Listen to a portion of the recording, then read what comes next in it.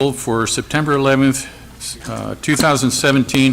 Before we move forward with the agenda, I would like to make the motion that we amend the agenda to include the Pledge of Allegiance, followed by the prayer by Chaplain McClellan, and also that public comment include items both on and not on the agenda.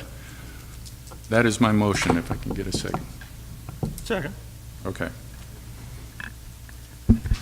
And call for the question. Creighton? Yes. Raymond? Yes. Vieira? Yes. Vineyard? Yes. Price? Yes. Motion passes. Okay.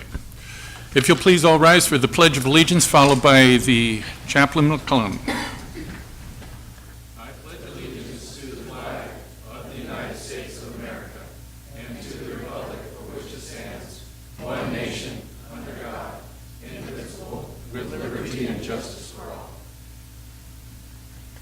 Father, as we approach your throne tonight, we're so thankful that we can.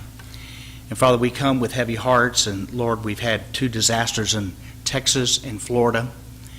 And Father, we just pray that you be with those responders that are down there. Lord, we ask you to protect them, and Lord, as they try to save people. And Father, there were a lot that were hit, and Father, we just ask that you'd have your hand upon them. And Father, we know this, that a lot of times through tragedies, it draws us together. And Father, I do pray that you continue to have your hand upon them. I also pray, Lord, as we meet tonight, Lord, that we have a lot to discuss. And Father, I just pray that you give our council members and our mayor wisdom, Father, and do the right thing.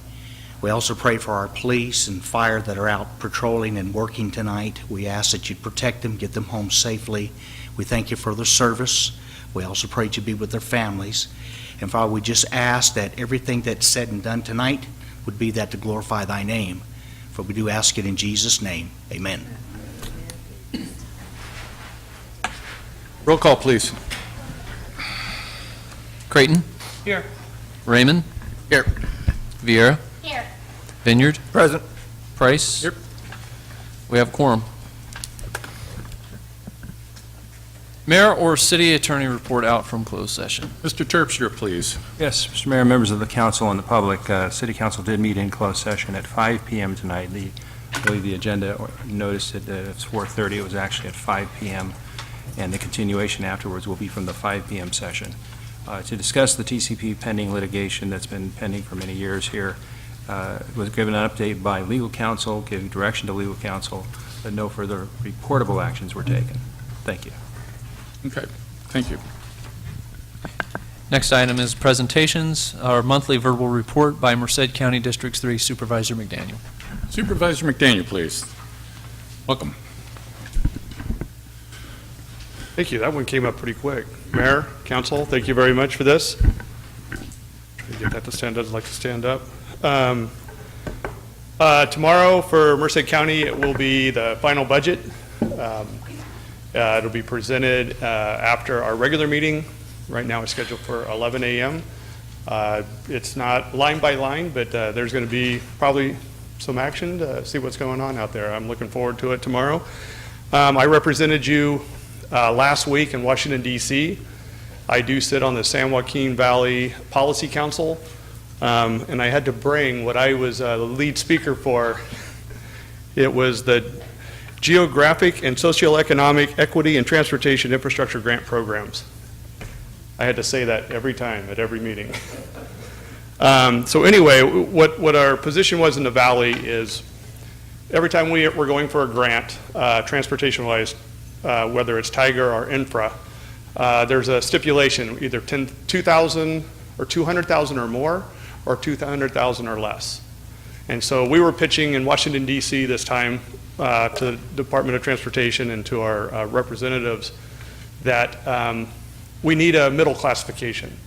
And so we were pushing for from 200,000 to 750,000. That way we can be competing with like other population demographics. So right now we have to compete with Los Angeles. We have to compete with San Francisco or New York, the high population areas, and we tend to lose out. 2 years ago, Merced County lost out on a Tiger grant to a bike path in Los Angeles. And so losing out on that grant, ours was about jobs, it was about air quality, it was about movement of goods. And this bike project that the Tiger grant went for, because Los Angeles could put up a lot more money for the matching funds, we lost out on it because of us not being able to compete at that level. So, Merced County just can't compete at that level. So we had, everybody was really good with it. Senator Feinstein likes to choose one person each time when you're doing a presentation to take you to task, and that was me this time. A full hour and a half. We get into the weeds and get into the rabbit holes, and we did a very good job. I stayed with it. I knew what I was talking about. And at the end of the day, she was a little upset that she didn't know about the bike path competing against us, and so that was good. I'm also sit on the subcommittee on water for the San Joaquin Valley Policy Council, and we went in a day ahead of time to meet with senators throughout the western United States that are on the Western States Senatorial Caucus. And we went there to talk about water. A lot of the issues, we met with senators from Wyoming, from Utah, Arizona, and they understand that we have the same issues that we're dealing with. And we were talking about the new Valadeo bill that had just passed the House and is sitting at the Senate. We know there's some stuff that the Senate doesn't like in the bill, but at the same time, these are stuff that, that we can work with and we're willing to give up to get the Senate to come across, because the common theme was Sites Reservoir and the one just outside of Fresno, Temperance Flats. So those two are on the lips of all the other senators from the Western United States. The EAS was a big topic of discussion, the endangered, or ESA, endangered species.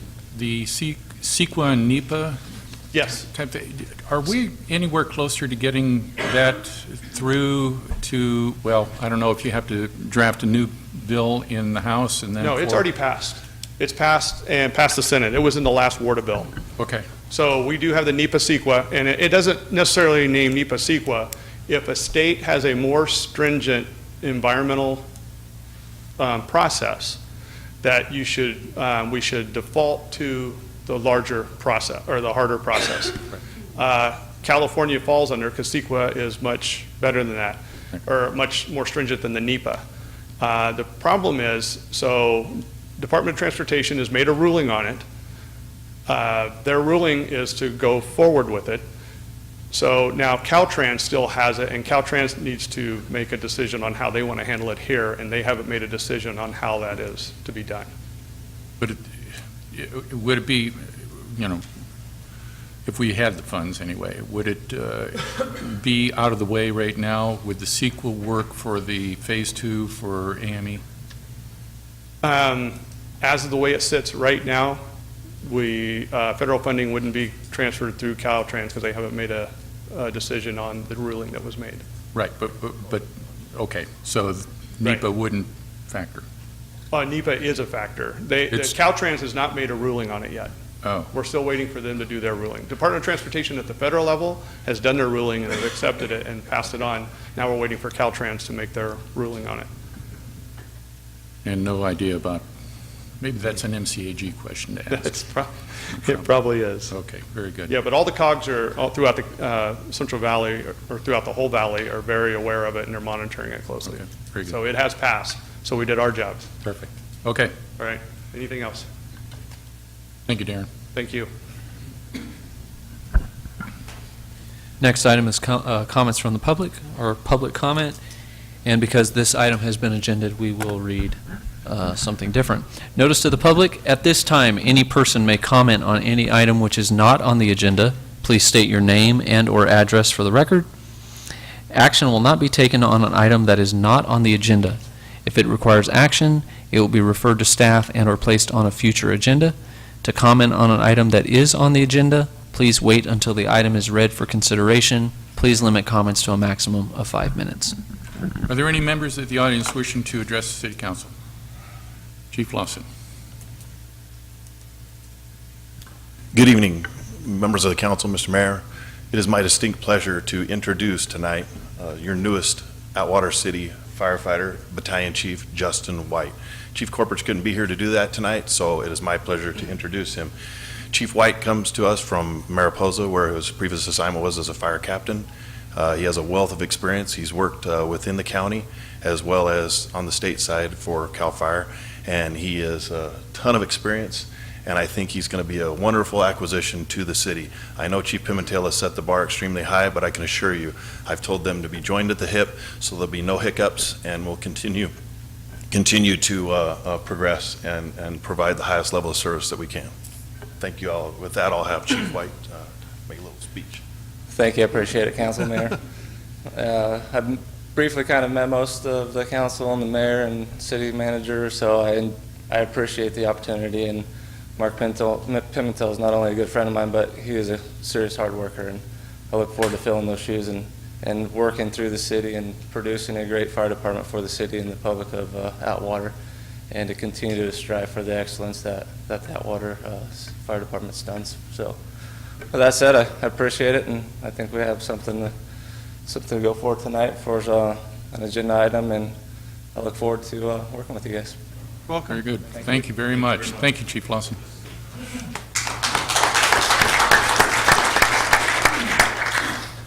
Good evening, Mr. Mayor, Council. Darrell Davis, President of the local branch of Merced County NAACP. You've probably seen me pop in for the past few months in regards to Mr. Johnson, and my superiors that are above me asked me just to check in and see how things are going. The other thing, just for public comment, I would like to commend your police chief, Mr. Sammy Joseph, in regards to everyone knows what's going on throughout the country about race relations or whatnot. And he reached out to me, because I'm also in law enforcement, to maybe possibly do some training for your officers in that regard. So I commend him for reaching out. Thank you. Thank you. Anyone else wishing to address the council? Go ahead. Hi, my name is Lori Johnson. I live at 1675 Drakeley Avenue in Atwater. I am here today to try to clear up some confusion. I would like to ask you, Mayor Jim Price, and the other city council members, why we are not allowed to pay our water bill.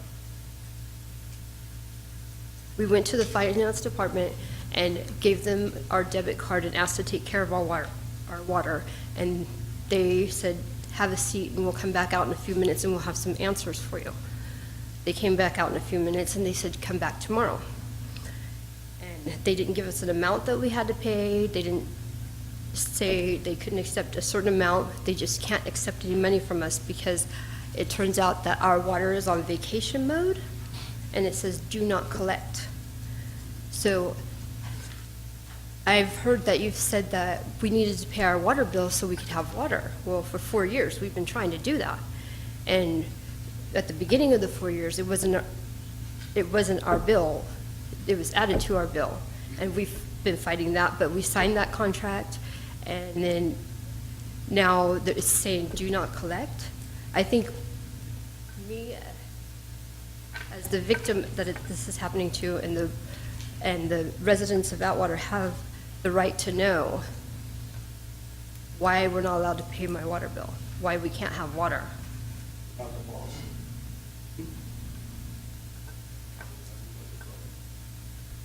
Any answers for me? Because I've been going through this for 4 years. I think if you would call to Mr. Bramble and... Actually, let me...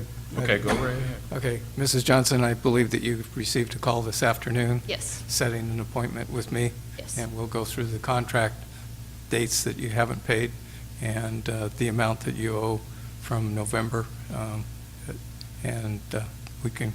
Maybe we can resolve it there. Yeah, that contract that we signed at a secret meeting under duress, that was the only way we were going to get our water back on. We hadn't had water, and they're still billing us for it. Same thing that's going on now. They force us to take the garbage away still, and they make us have garbage service, and we're still paying for that, and then they don't let us have water service, and we're still paying for that, and our lateral pipe is taken out of the street. So there's a lot of answers, that I would like to have answered, and I've been asking for them for 4 years, and I haven't gotten a straight answer so far.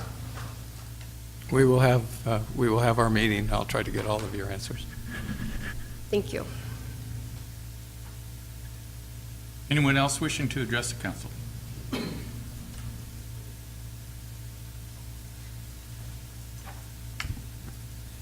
Mayor, City Council, good evening. Seems lately all we read in the letters to the editor of the Sun Star are negative things about what may be happening in Atwater. Well, here are some examples of people doing positive things in the downtown area of our city. You have Art Uribe, A1A Preston's Lock Shop on Broadway and 2nd Street. Art didn't just complain about his lack of street landscaping. He took the initiative and made his own improvements. He added landscaping, and he's taking care of the trees in front of his building. Really looks good if you've driven by it. Matt Anderson of Anderson Flooring. Matt took the initiative, and rather than waiting for someone to do it for him, he landscaped the area in front of his business at 3rd and Broadway, including putting in the irrigation and plantings, and then doing his own maintenance, which is ongoing. But Matt also saw a broken sprinkler head at the old library, went ahead and fixed that, not waiting for someone else to do it. Saved a lot of water with that fix, Mayor. The Atwater VFW, under the guidance of Gary Bryce, not only provided a home for the police cadets at the hall, but under Gary's leadership, the outside of the hall has never looked better. Another historical building being cared for and preserved in our city. Last but never least is Joe Castiglione. Joe was building the world's largest wood shaving pile for G&G Concrete when he had an idea. He gave up his quest to make the Guinness Book of World Records for wood chip piles and went ahead and spread part of his pile throughout the downtown area, covering all of the bare dirt and the garden strips on Broadway. No one asked him to do this. He simply saw the need and made it happen. I know there are many more people who are also giving back to our city, but time permits me to just focus on these few in our downtown area. But as you see when you travel down Broadway, they are making a difference. Good things can be accomplished when you take the time to think about how to make them happen rather than just complain or write pithy letters to the editor. You may have a right to do that, and I'm not saying you don't, but with that right comes the responsibility to offer suggestions on how to make things better. Leadership does not come from just complaining. True leadership comes from being able to inspire in others a sense of responsibility and a willingness to rise above, no matter how hard the job may be. Thank you for giving me the opportunity to share with you just a few of these leaders, and I will leave you with this quote from Michael Jordan. I was surprised that Michael Jordan has a published quote. Michael said, "If you accept the expectations of others, especially the negative ones, then you will never change the outcome." And think about that for a minute, and you'll understand where he's coming from. Thank you. Anyone else wishing to address the council? Hi, my name is Richard Johnson. I live at 1675 Drakely Avenue, Atwater. Mayor Price, Lieutenant Joseph, and City Council, we've seen most of you here before, and still we leave these meetings feeling that our words go unheard every time. My wife's health conditions are only getting worse, so we are not here tonight to ask for your help, just some guidance. Who can we turn to now that we haven't gotten any help from you, our city leaders? Can you guide us? Please don't tell us to call the FBI.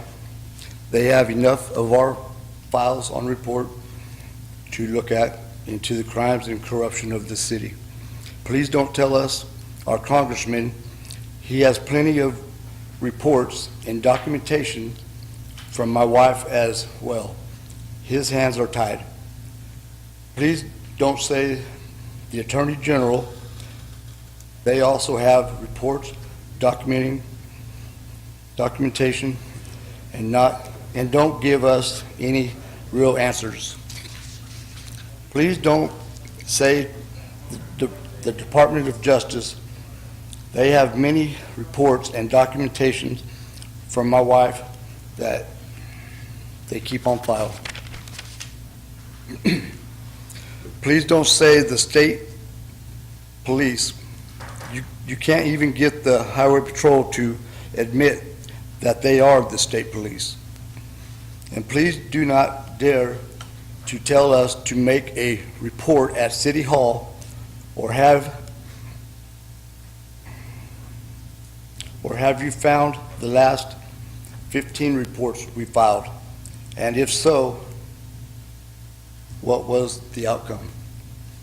And please don't say Jerry Brown, because he said these little towns choose the hard way every time, and lawsuits usually work.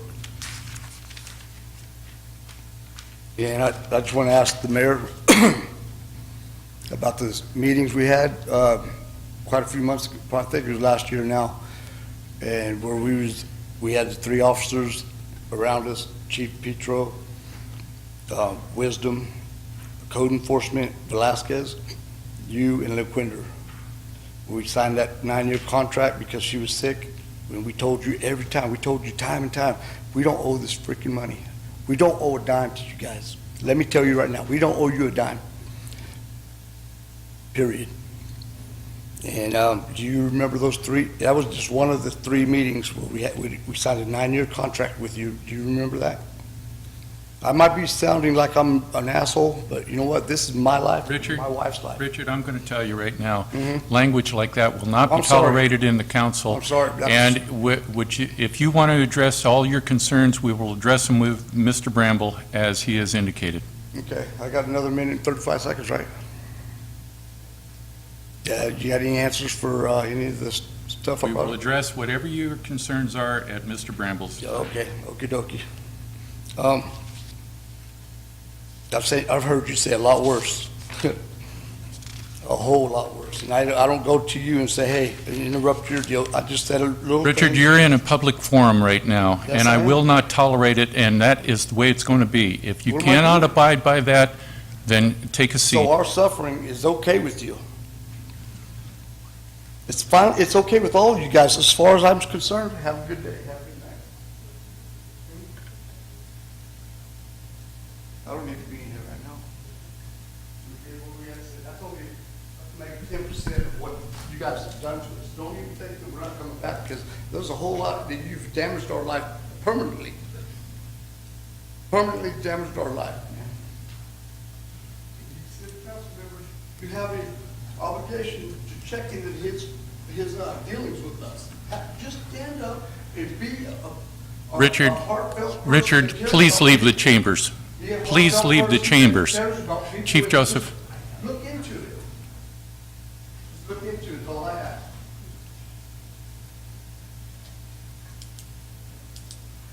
Is there anyone else wishing to address the council? Next agenda item. Consent calendar. Background information has been provided on all matters listed under the consent calendar. These items are considered to be routine. All items under the consent calendar are normally approved by one motion. If discussion is requested on any item, that item will be removed from the consent calendar for separate action. And I will note item 13, there has been some changes to the dates, at least the dates that are showing are wrong, let me put it that way.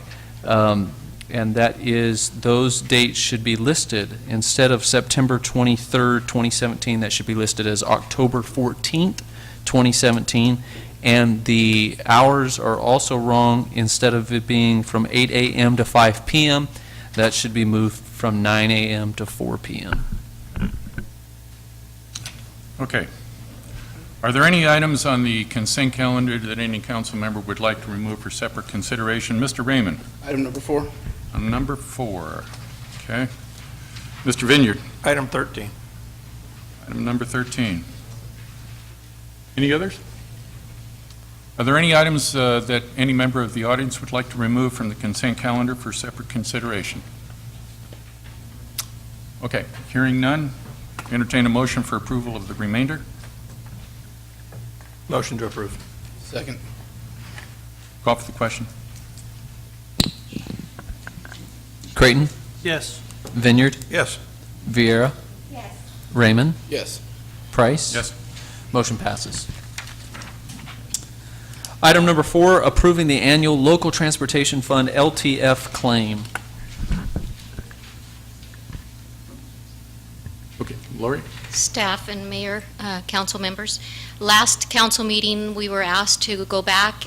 We had presented the council with 4 areas that we felt were in need of these funds, and we were asked to go back and choose the primary location and prepare the claim for that location. So tonight, we have before you the annual LTF claim and identified the property location at Mitchell Avenue between Winton Way and Heights Avenue, and that will include grinding and pavement overlay, and that's where staff felt that the funds could be best utilized. And this project will also go in line with another CMAQ project, Phase 2 pedestrian improvements in that area towards Eileen Colburn School, where we've already put curbs and gutter and sidewalk in that area. So this is going to further enhance that location.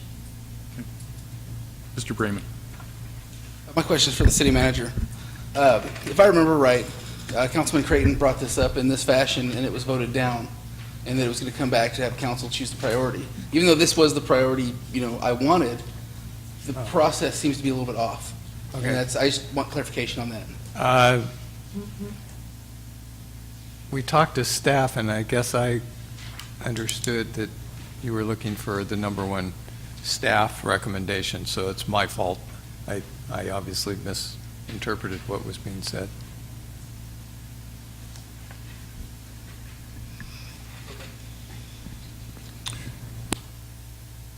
You okay with that now? Okay. So let's, is there any other comment to this item? If not, entertain a motion. Motion to approve. Second. Okay. Call for the question.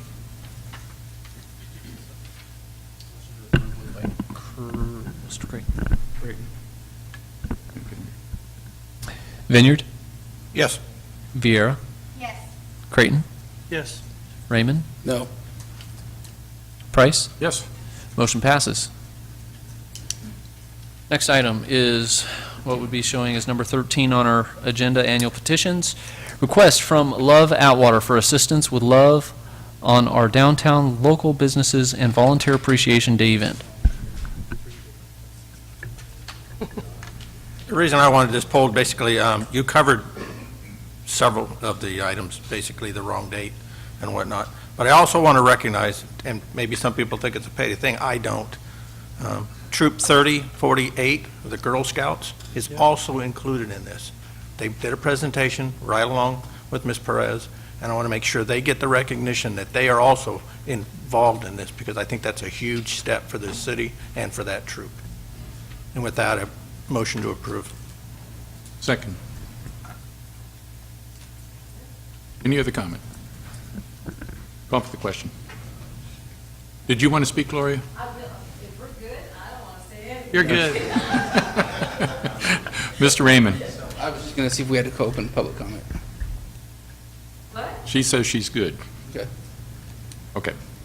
All right, call for the question. Viera, Yes. Vineyard, Yes. Raymond, Yes. Creighton, Yes. Price. Yes. Motion passes. Good job.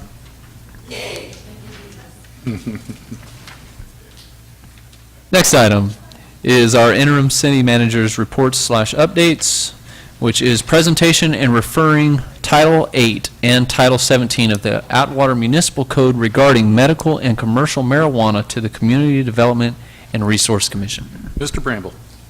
Mr. Mayor and council, you might also want to move or readjust the public hearing right after the presentation, so that people don't have to wait if they want to speak on this item. So I will admit to, first of all, I want to say that the purpose is to continue the community conversation and dialogue regarding the local control of medical marijuana operations.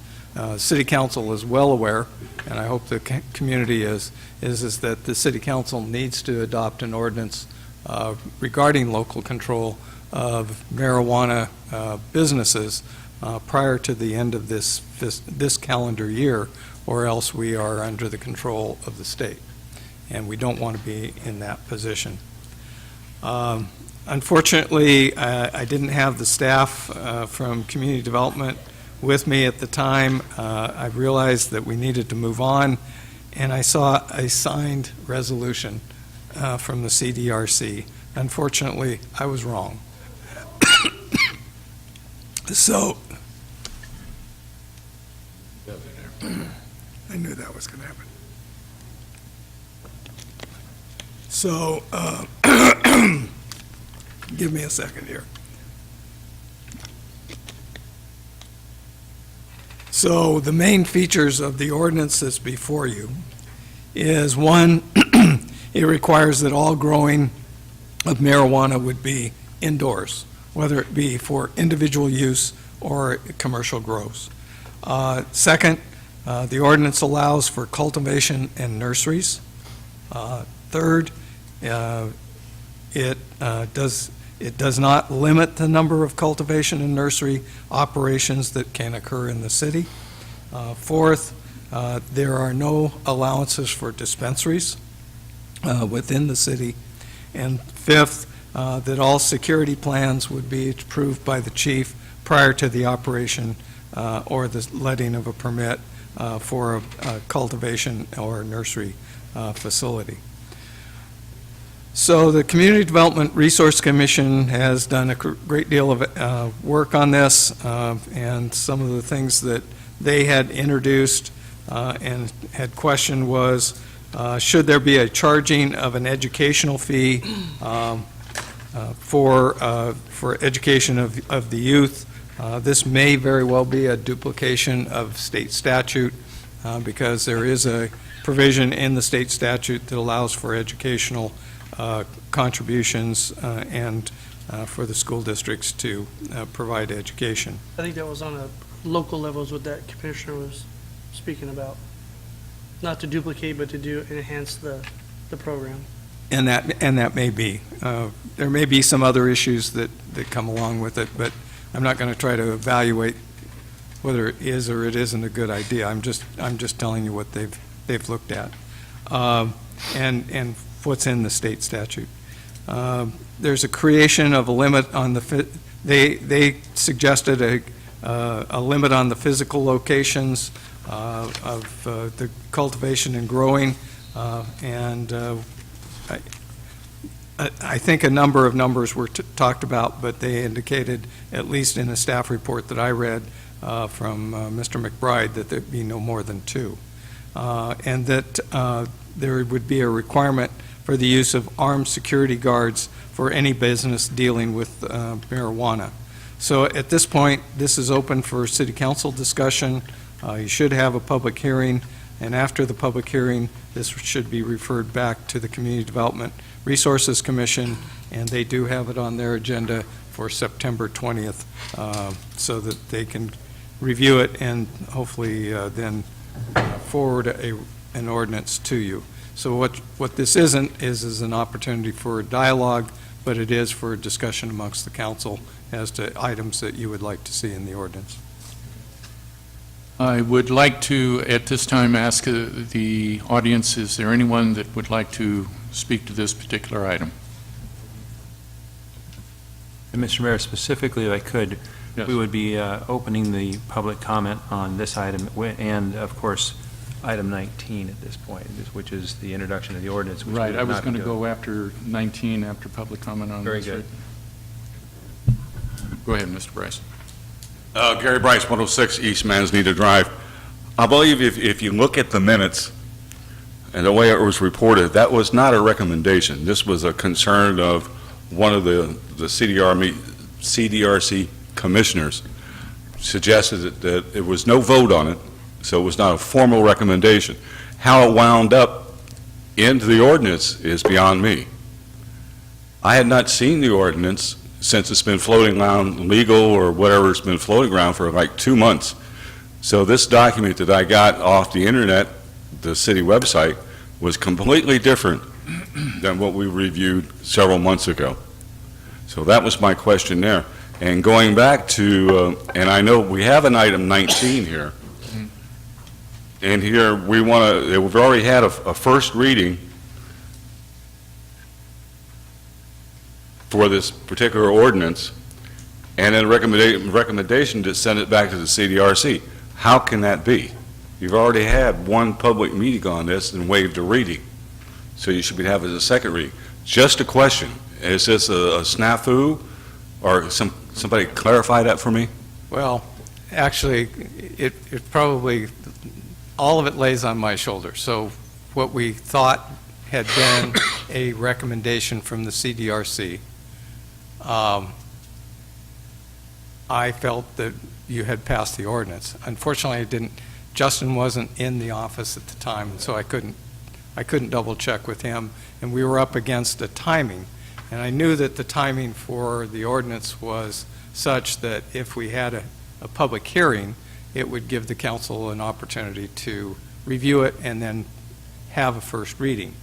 Unfortunately, that we couldn't rescind that notice in the newspaper once I found out later, after that we had sent it out, that in fact the ordinance had not been reviewed by you. And so that's why we're doing what we're doing, is giving the council at least an opportunity to look at the ordinance. We'll send back the ordinance that is on the website and have you guys review it, and we'll take that recommendation that you have from your meeting back here, and then we really will have a first reading, and we will have the... I'm not here to assign blame, I just didn't understand. I'm not the smartest crayon in the box, but I'm in the box, so I've got to ask questions. But that's a legitimate question, and I'm just telling you how I messed this one up. Okay. I thank you very much. Appreciate that. Oops. Anyone else wishing to address this?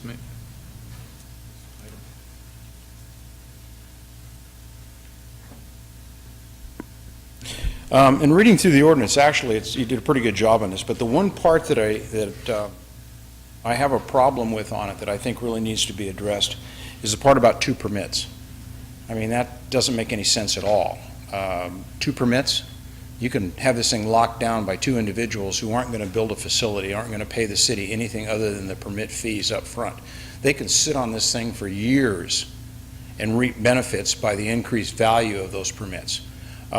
You really need to rethink that one. I think when it goes back to CDRC, and I'm not positive on this, we will address it, or they will address it there. I think it's an important thing that needs to be looked at.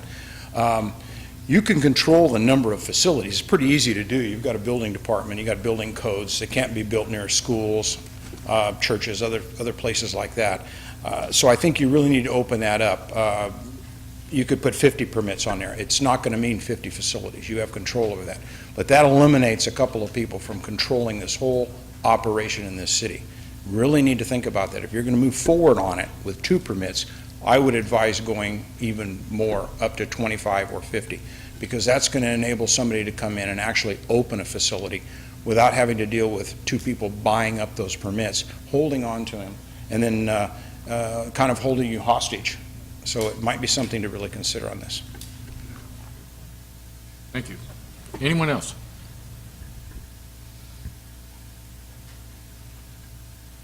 Good evening, Mayor Price, members of the council. Zach Trevon. I'm an attorney practicing in local policy reform advocacy and consulting in the cannabis industry, and I promise to be brief. I'd just like to echo the last gentleman's comments. In my experience in pursuing licensing opportunities across the region, one of the main barriers to entry, in addition to the regulation, has been the availability of objectively viable real estate. I think placing an arbitrary cap on the number of permits really limits the potential for the city to derive a benefit from the establishment of these businesses. There is only so much infrastructure in the industrial zones in which these businesses can be established. Appropriate zoning, as you've undertaken in this ordinance, and ample security requirements are what serve to protect the public health and safety, not necessarily placing an arbitrary cap on the number of permits. Another obstacle that I've run into is property owners who have control by virtue of their ownership over these objectively viable properties tend to build in premiums into their lease and purchase and sale agreements, which again can create an additional barrier to entry and can perhaps be prohibitive in the establishment of these businesses. So I feel that placing that cap in light of the limited zoned properties that would work for this is unnecessary. As far as the funding for the youth education goes, I support that. I feel that it would be a positive way for the cannabis industry applicants and prospective licensees to put their best foot forward in the community. On the 24-hour security requirement, I'd just say that since these prospective businesses will be located likely in industrial parks and located nearby one another, I would ask that the council consider allowing operators in these industrial parks to share the costs of security personnel, as I think, numerous 24-hour security guards patrolling the same area, as hired by each licensee may be, again, a little repetitive and unnecessary. That's all I have. Thank you for your time. Thank you, Zach.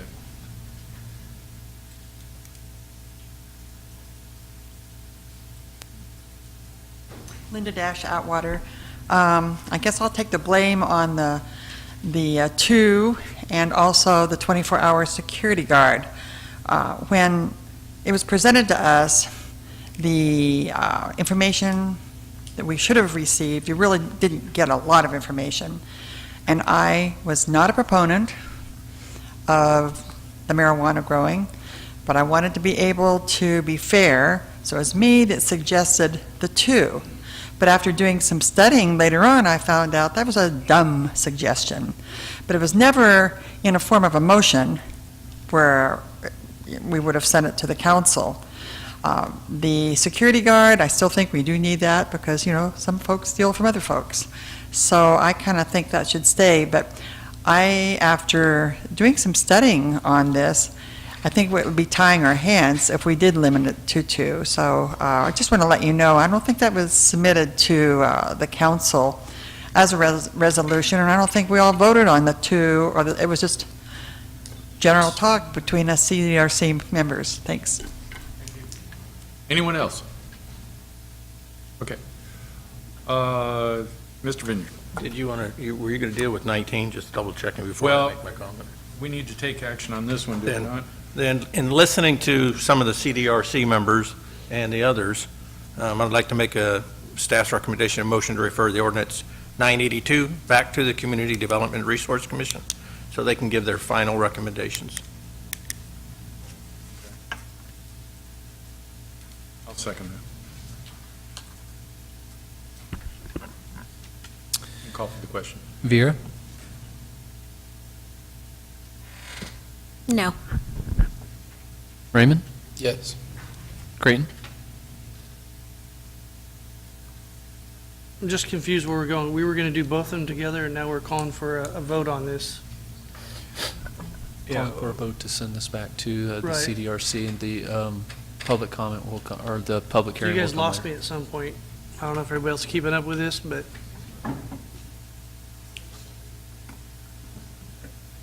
we Yeah. grouping these 2 together and having discussion and making a motion on that? Item 19 is actually scheduled as a public hearing for people to address the ordinance itself, and we will still provide that opportunity even though the council has directed this be referred back to the CDRC. If there are additional comments during that time, which would seem to be redundant, but if there are, we can make that part of what is sent back to the CDRC. Okay, because I'm just asking for clarification, because we started out that we were going to group the 2 together, then we didn't. It kind of went the other way, and it's okay if it went the other way. I just want to make sure I'm following. Yeah. Yes. So your vote on this item is yes? Vineyard? Yes. Price? Yes. Motion passes. Okay. At this point, I'd like to make a motion to have item number 19. It would come before item 17 under public hearings.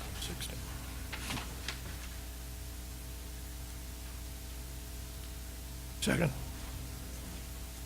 Do you want to move 19 up ahead of 17? Yes. After 16, just being clear. Yeah, after we get done with All right, the, I second that.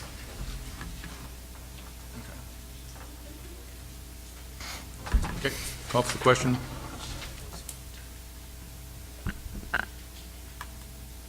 Raymond? Yes. Creighton? Yes. Vineyard? Yes. Vieira? Yes. Price? Yes. Motion passes. Okay, 16.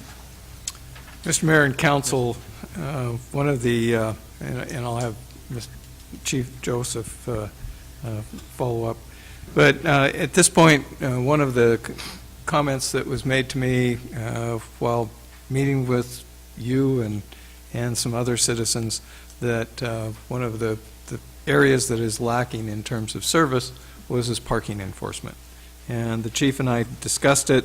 The chief coordinated with the volunteers and came up with an idea that would be an opportunity for volunteers to be a part of a parking enforcement program that would require some training of some of the volunteers, because not all of them either want to or can provide that service. But one of the issues is that the volunteers are far more available during the day as opposed to officers. And a lot of times when we receive the call, especially about handicap parking or parking in the downtown, the officers are on other calls and are not able to respond. And by the time they get there, the person has left and the violation is gone. So we are suggesting at a relatively low cost, if any, that the City Council agree that we should approach the Chamber of Commerce and other business groups to discuss this policy, and then to bring it back to you with a formal program that might be presented with your blessing once you know that the community is in favor of this. And with that, I'm going to stop and let Council ask myself or Chief Joseph any questions that you have. Any questions for Mr. Bramble? The only one that I am curious on, and I don't know whether City Attorney or Chief Joseph, you can address. Come on now. But if the volunteers are doing this, will they be given authority for citing? They must be. Yes, in the state of California, there's, for parking citations, I consulted with the CHP as well as the Merced Police Department, the Traffic Division, and did some other research. There's nothing stating that it cannot issue parking citations. And the training is minimal. It's pretty much, there's no certified state training. We can train them ourselves. Merced Police Department, a lieutenant over there stated he would assist us in the training of the volunteers for free as well. Okay. One other thing that I was curious on with respect to the volunteers, and perhaps Mr. Bramble can shed some insight into this, but in Merced, it's my understanding that the volunteer force there also responds and takes reports for very minor traffic collisions, things like that. Would that be something that could be done here too? I'm just looking at it from the standpoint of also freeing up officers, and having them more readily available. It is a program that we had in Merced. I think we can talk to the volunteer coordinators and discuss whether they're interested in providing that assistance as well. Okay. All right. Any other questions or comments for Chief Joseph or Mr. Bramble? Okay, move on to the next item. Moving to public hearings. First item, waiving the first reading and introducing ordinance number 982, one amending Title 8, Chapter 8.52 pertaining to medical marijuana. 2, amending the definitions section of Title 17, Chapter 17.06, address commercial marijuana operations in the context of crop cultivation and industry and industrial operation. And number 3, amending Title 17, Chapter 17.75 of the city's development code to add a new section new section 17.75.120 pertaining to the standards for commercial marijuana operations in the City of Atwater Municipal Code. Mr. Bramble. Mr. Mayor and Council, I've already given you a summation of the, of what's in the ordinance as it's been proposed. At this point, what I would tell you is the final part of this, based upon a number of comments, is to determine whether development agreements can be instituted into this process. I believe that they can, but I'm going to do a little more research, because that was the number one question that I've heard from really staff as well as a number of city council. So I still have that research to do. Okay. And Mr. Mayor, one Mr. additional, one maybe item of value in bringing this back yet again here is to make it clear that the council is referring it back to the commission for a final recommendation. It is important that we get a final recommendation in the next go-around so that we can meet the timelines that we've set for ourselves. So the ensuing CDRC discussion on this will be comprehensive, but it should result in, and the council's preference would be that it would result in a final recommendation from the committee. Okay. Are there any questions or comments from the council? Hearing none, this is a public hearing. We'll open the public hearing. Anyone wishing to address this particular item may do so at this time. Please step to the podium, state your name for the record.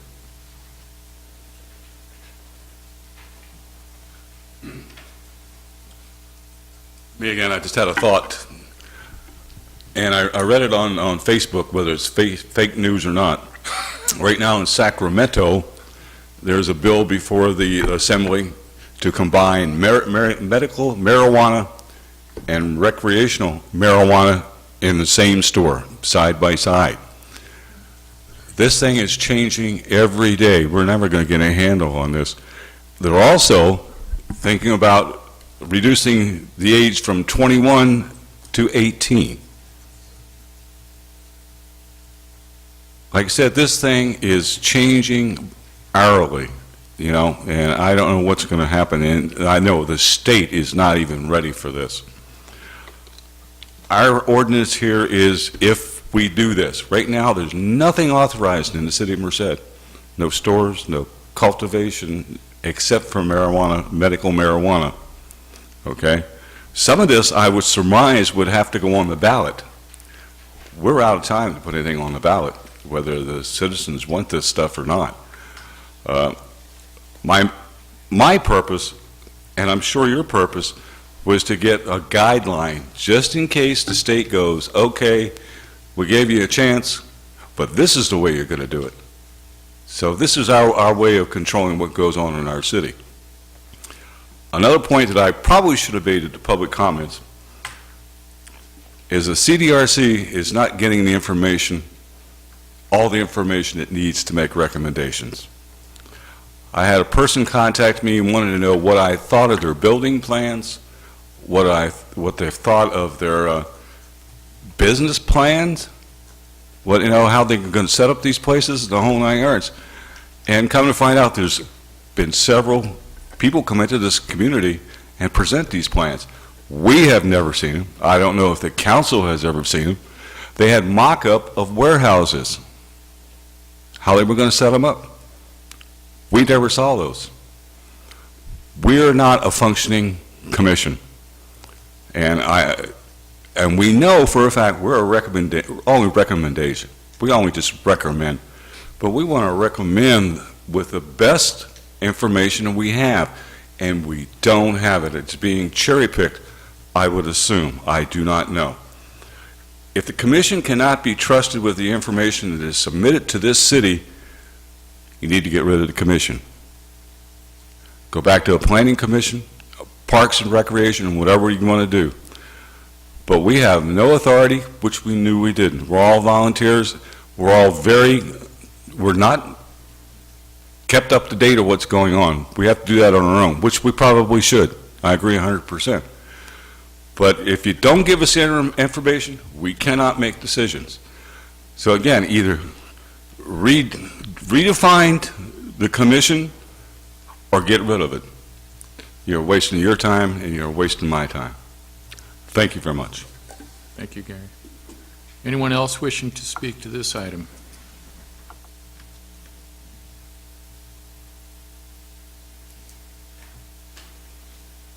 Hello, Council, City Council of Atwater. Thank you for being here today to hear the issues at hand.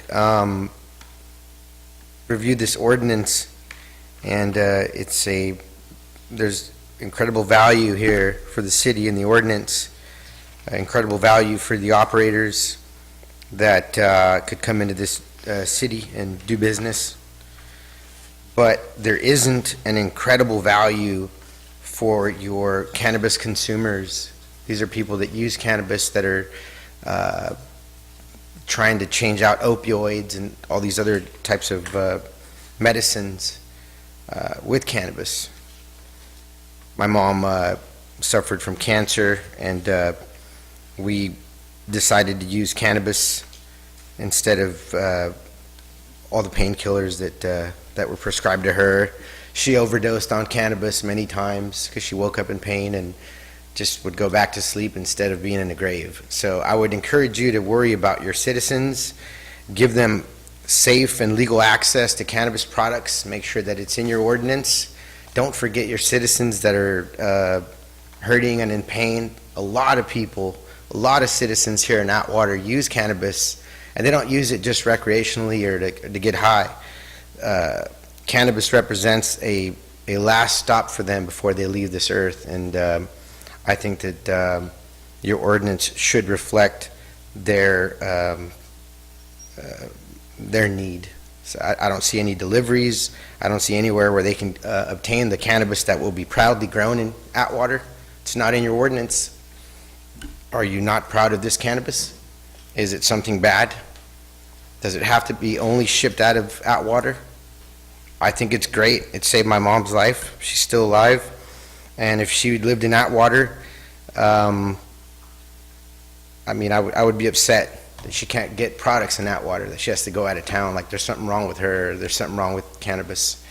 So I would encourage you to change this ordinance, get dispensaries in here so that people can go locally to pick up their cannabis products, and also deliveries for those people that can't get out of bed. That's it. Thank you. Thank you, Mr. Hicks. Anyone else wishing to address this? Okay, seeing none, close the public hearing. Bring it back to the council.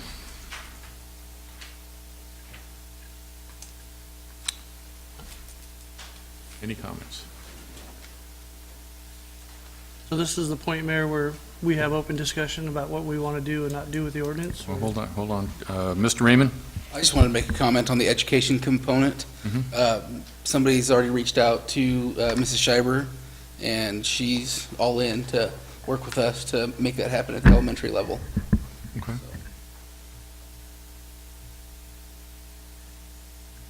So as I was saying, for the public's sake and information, as Commissioner Bryce and some of the other commissioners on the CDRC have said, this is moving very quickly. It's moving a lot of different directions. Things are popping up. So it's our turn now to openly discuss this amongst ourselves up here, is what this is tonight. So we're getting our shot tonight, you guys, to discuss this and what the commission's talked about. So I strongly encourage some discussion on this. Well, my thought on this is that we just went and approved sending this to the CDRC. I think Mr. Bryce brings a very valid point that any information on construction and all those things, all that stuff, if it's lacking, it needs to be forwarded to the CDRC for their consideration so that they can make the most informed decision that they can possibly, or recommendation actually. I would like to propose that item 19 here, until we hear back from the CDRC, item 19 be tabled until such time as we hear from the CDRC.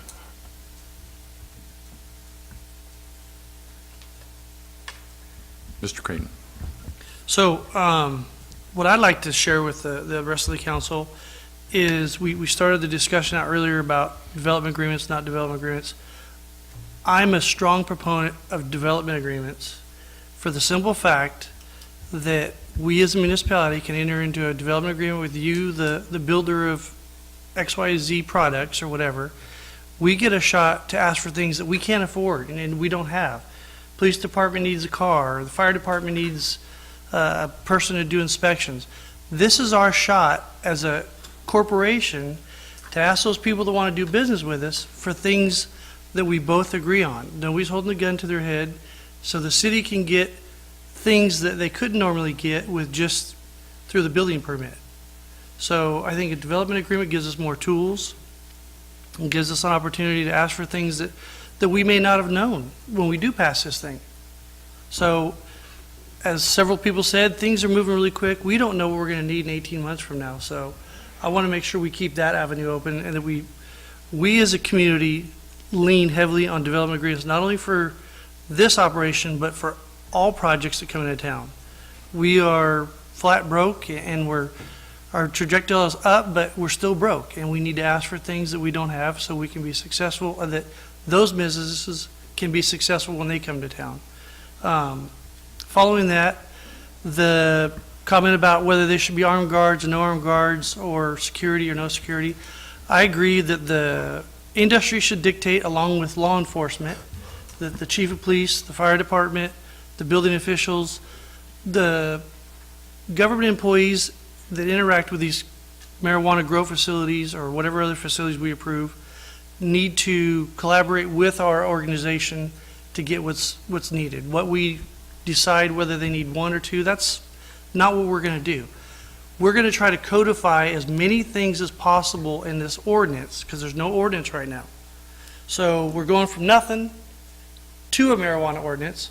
So if we don't get everything we can in there and codify it, we're going to, we can't discuss that. So if you come to me later and say, well, it's not in the municipal code, I could do this. You guys never codified that. So what we're trying to do is codify everything we can. We may approve, we may ban certain things, but get it all in the municipal code now the best way we can. We are limited staff. We are, struggling little city, but we've got good talent that's helping us, and discussion is the most important thing we can do.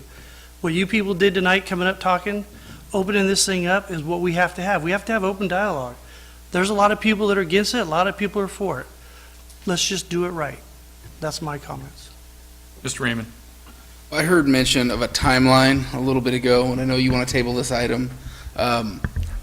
Atwater typically got a problem with timelines. We're going to bring it back, and 6 months to a year later, 2 years later, it never comes back.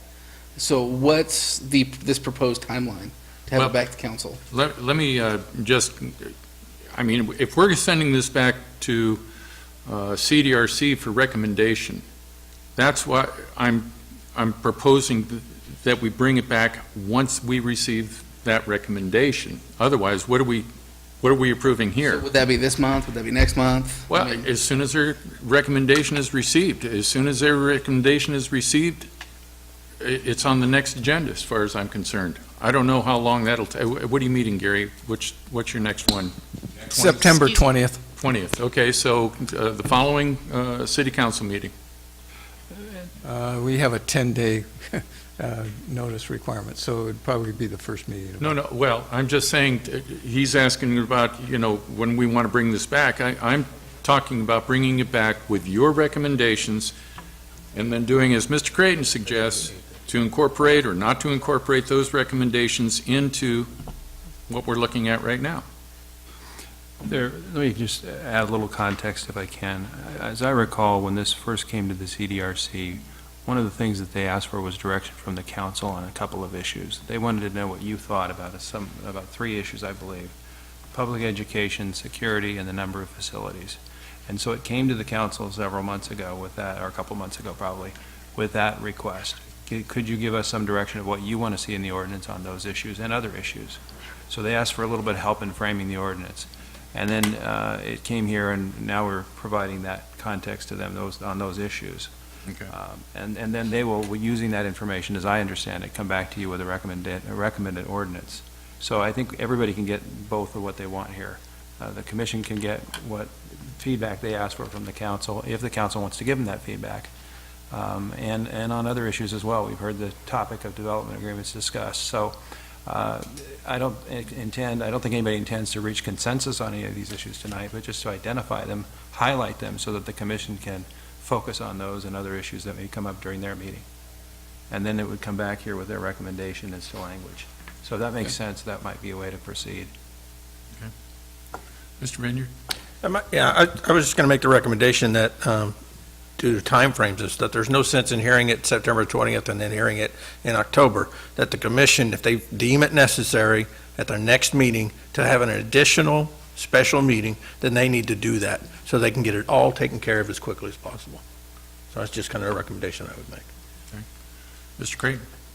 I have to agree with that. I think that with our time frame, you're looking at the calendar, we're already in one more meeting in September, we're rolling into October, then we're going to be the holidays, November, December. So if we're going to try to beat the state on this, we've got to get our act together and get this done. Mr. Raymond? Was there a motion on the floor? Yes. Motion is to table item number 19 until ordinance is returned by the CDRC. Recommendations from the CDRC. And you can still adopt that with the feedback that the commission, I know commission members hear and can get from the minutes as well, that there was discussion as to the number of facilities, there was discussion as to security, there was discussion as to the development agreements, and so the commission can take that information and use that in their meeting as they formulate an ordinance, and staff will certainly try to incorporate that as well as we produce a version for the commission's consideration. So I think everybody can move forward with what we have tonight, and the recommended action by staff in your packet can be taken, and we can meet the timelines that we need to meet. So we don't need the motion on the floor then? The motion, no, I think the motion on the floor should be adopted to refer it to the commission for a final recommendation, taking the information that they've gotten from us tonight, as well as information that staff may develop in the meantime. And if I might, with respect to the security aspect, if I might just make a quick comment on that. I was one of those that, at the beginning, I was wanting the security guard. Frankly, I wanted an armed security guard, that type of thing. And I started thinking more about that. And what I'm thinking about now on this is, I kind of compare it to a credit union or a bank. And I think I would want more out of the bank than I would out of a marijuana facility, to be perfectly honest with you. And what do they have at a bank or a credit union? They have real good alarm systems, they got real good security cameras and things like that. And, to me, I think that, that would be more of something that I would tend to lean towards and not be putting on as big of a constraint security-wise. So, just my thought. Mr. Raymond. Well, if we're going to keep giving our 2 cents here Sure. Before the next, I think putting a limit on the number of licenses is not smart. I think we need to open ourselves up. I'm a strong proponent of the development agreement. And the education component, I'm in favor of, especially with having the school district on board. That's about it. Yeah, and I would like, what you're saying about the school district and what, may or may not be there, that's kind of, secondhand information. I would like to see that in writing or have them come here or to the CDRC and make that recommendation or approval. Okay. Mr. Creighton. I want to just recap what you made a comment about the banks. Banks have a lot of security things in place. So Right. I don't want to make light of, we don't need security guards. I think we don't want these grow facilities to become like banks. They don't need to be these big fortresses and everything. But smart security, working with staff, the chief of police, should be able to establish the appropriate security with communication to other municipalities that are doing this. The education component, we're focusing on, we don't probably need testimony or anything from the school district, but we need to support the idea that local education, I'm all fine and well with the state dictating how things are going to be spent and what they're going to do with their bureaucracy. We could get some local monies, distribute it to the schools for education. this is kind of an oxymoron anyway. We've been spending 30 years teaching kids not to smoke, and now we're going to do this marijuana thing where they're going to be smoking. So this is so screwy, it's crazy. But the educational component, we got local control on that, and I'm sure that the local school districts will work with us on that. So that's my recommendation back to the CDRC on that. And again, the development agreements to get off the ground, to get our feet wet, may be where we have to start with. So we should be embracing the development agreements, and we need to focus strongly on that. Tomorrow, start looking at that, so we get our first facility, we can move forward with it. Not that first application, then how we do the development agreement. Let's get rolling with that also tomorrow. Yeah, just for clarification, we're talking that, the school district approves this, or they think it's a great idea. We don't hear that from them. We're hearing it third-hand information here, so I don't want to, Nobody's say talking about the school district. We're talking about education fund. That's I it. understand, but Nothing else. Mr. Raymond made a statement that Sandy Linker is on board, correct? You said Sandy was on board for the education component and all that. Okay. I would want to have something for the record, not hearsay. That's all I'm saying on that. Mr. Vineyard. Just clarifying, there's no real motion. I believe yours was a recommendation. Is that right, Mayor, at this time?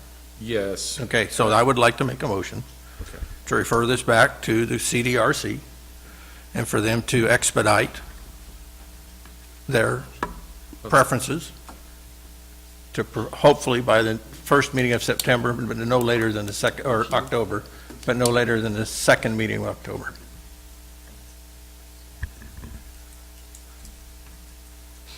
So you have a motion that supersedes the previous motion. Is there a second to that? Was there ever a second? There was never a second to Okay, yours. then There can be a second to this motion.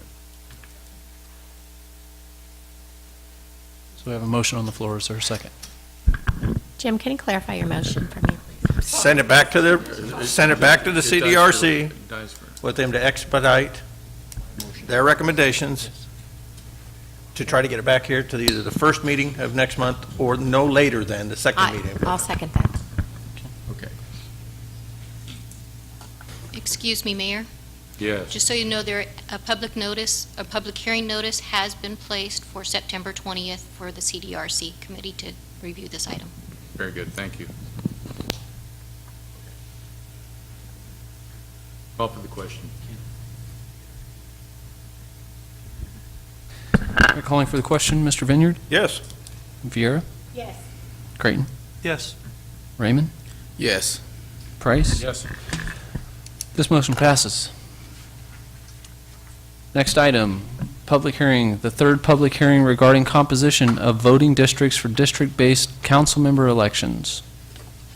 Mr. Mayor and Council, we have Douglas Johnson from National Demographic Corporation here to present to you 3 maps with the demographic data behind it, and I'm going to turn that over to him because he is the expert.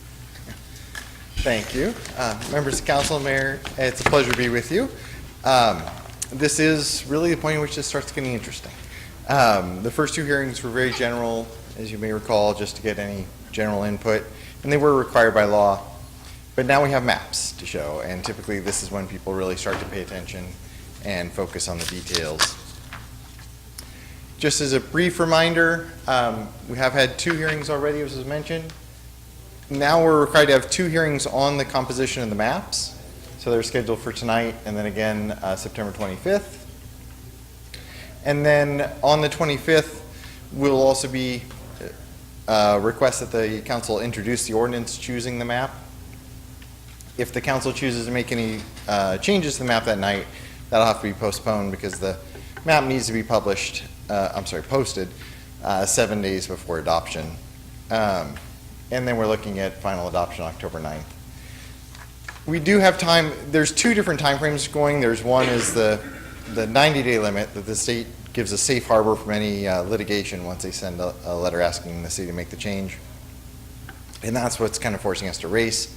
In terms of getting this implemented for the next elections, we have plenty of time. The county wants the lines in May or June. So we are just working on that safe harbor timeline. But once a map is chosen and the process is finished, then we stay on the same schedule. There'll be 2 council districts up every 2 years, but now they'll be by district. So 2 districts will elect in 2018, the other 2 in 2020. And just as a note, there's a 2020 census. That date is released in early 2021. So at that point, the city looks at the districts, and if there are population imbalances, would redraw the lines at that point. So really, the map that we're looking at, it'll set the template that's used for the future, but these specific districts will each only be used once, 2 of them in 2018 and 2 of them in 2020.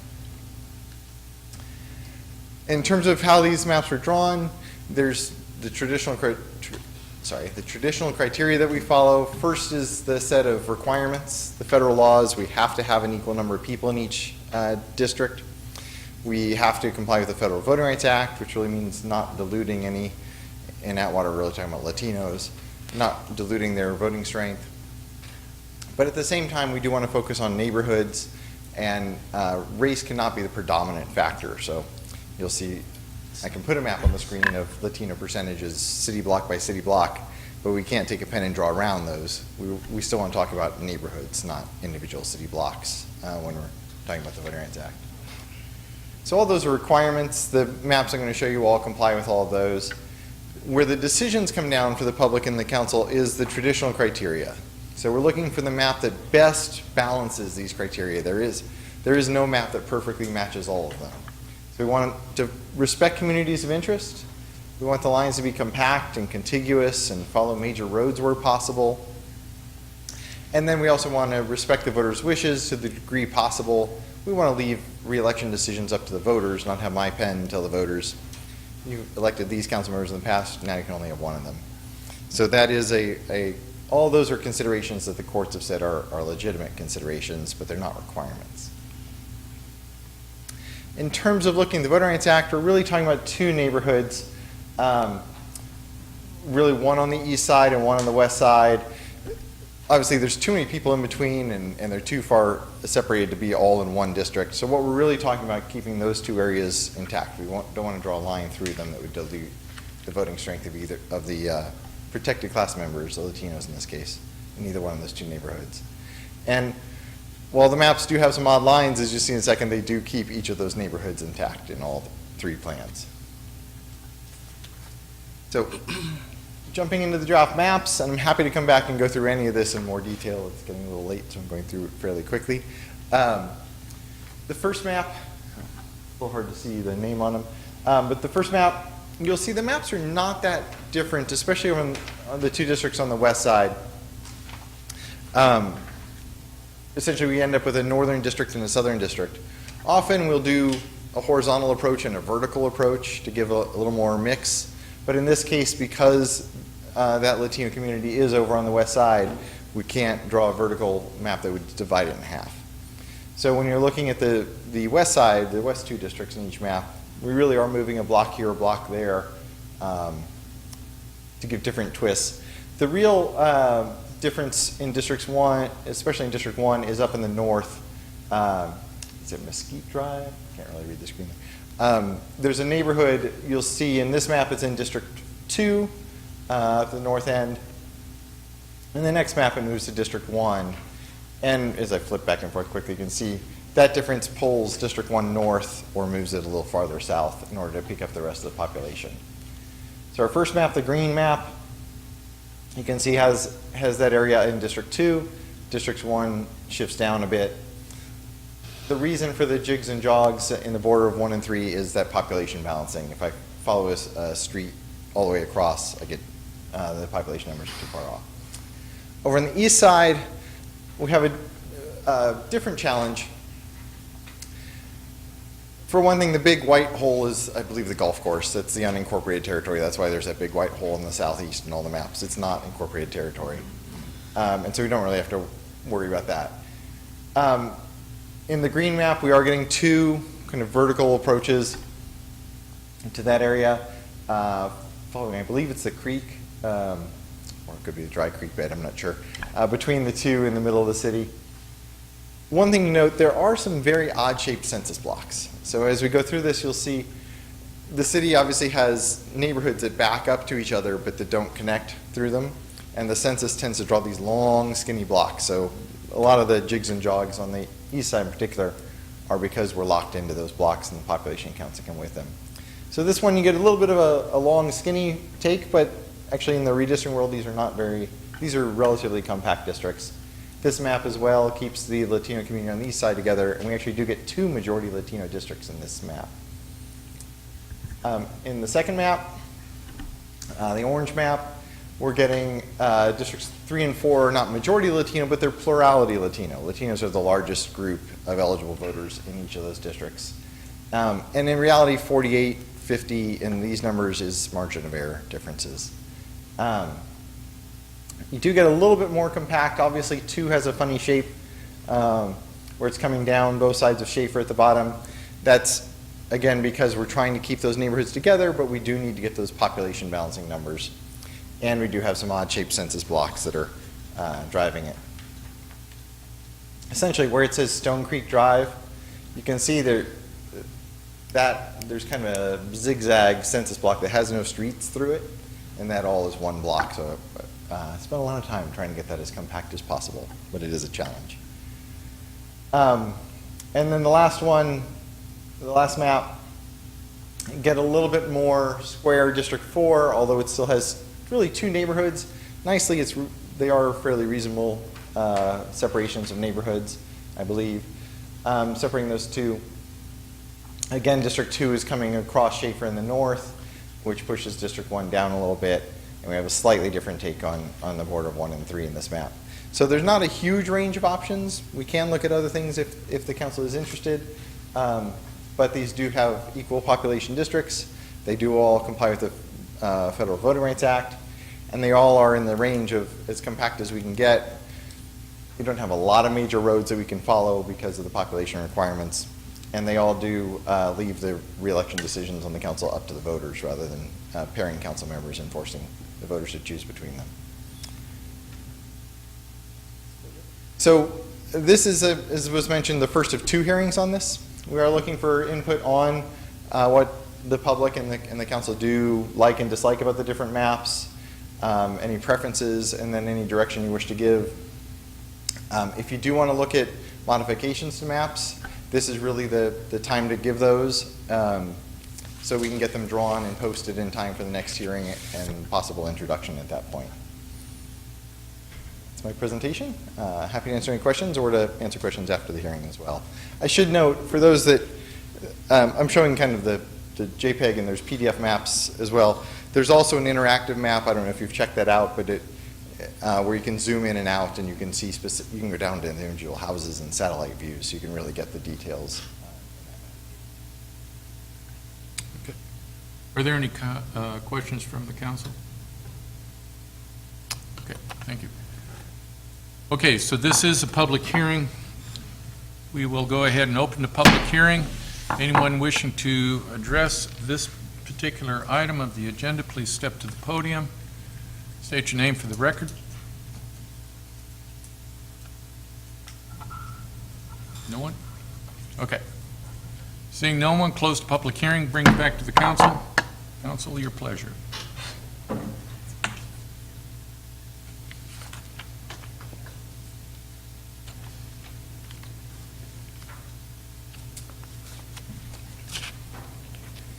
Mr. Creighton. I had a question for you. Going over these maps and some of the information, it looked like a cut and paste kind of job. There's schools that are missing. The high school, Buhack High School, isn't identified, and it's just kind of looks cut and paste type setup here.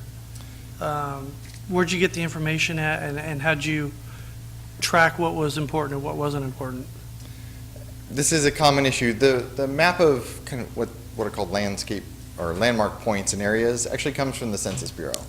So it's not a map that we're compiling or even the state's compiling. They gather the list of schools that they can nationwide and produce that list. So it is unfortunately Because there's parks and schools that are missing, and we're trying to accomplish a protected class. I mean, what else are we missing that if we're relying on the Census Bureau, what don't they give us that's already aged, and what are we missing that we're going to be walking into in 2 to 5 years from now? We approve these things what are we missing? And we're going to have to redraw this whole boundary thing again every time the town grows a little bit? How does this work? So you don't have to redraw mid-decade. It's just every 10 years. So the courts have recognized that places grow. You do have an option to redraw the lines and put that to the voters if there has been growth, or if you have a large annexation where you annex a large populated area. Not what often happens, which is you annex an empty area that's going to grow. But if there's already people there, then you can redraw to accommodate that. But other than those very rare and special circumstances, you only have to draw after the decennial census, so every 10 years. In terms of legal things you can run into, all you're going to run into is the basic census data, which they spend most of their time on and get very, very well, which is the population counts and the voting rights concerns. In terms of looking at what is of concern to the city, which is the biggest concern, and that's where these schools and parks missing on the maps come in. The interactive viewer you go to, actually it has the Bing maps that Microsoft puts together, which is actually much better than the census map. And it also can switch to satellite view. So people can zoom in on the lines and see exactly where things are. You can zoom in and you can type in your own address and it'll zoom right to your house. So really, when it comes down to it, only thing matters is this right here, the statistics. I mean, the colors, the maps, the school identified, the parks, don't really matter. It's the statistics of the voting classes in each district that we're only talking about, really. Well, I'd suggest there's really a two-step piece of this. One is the statistic. Is the map legal?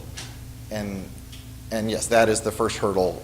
We won't bring you a map that we don't feel is legal. So all What three would be an illegal map?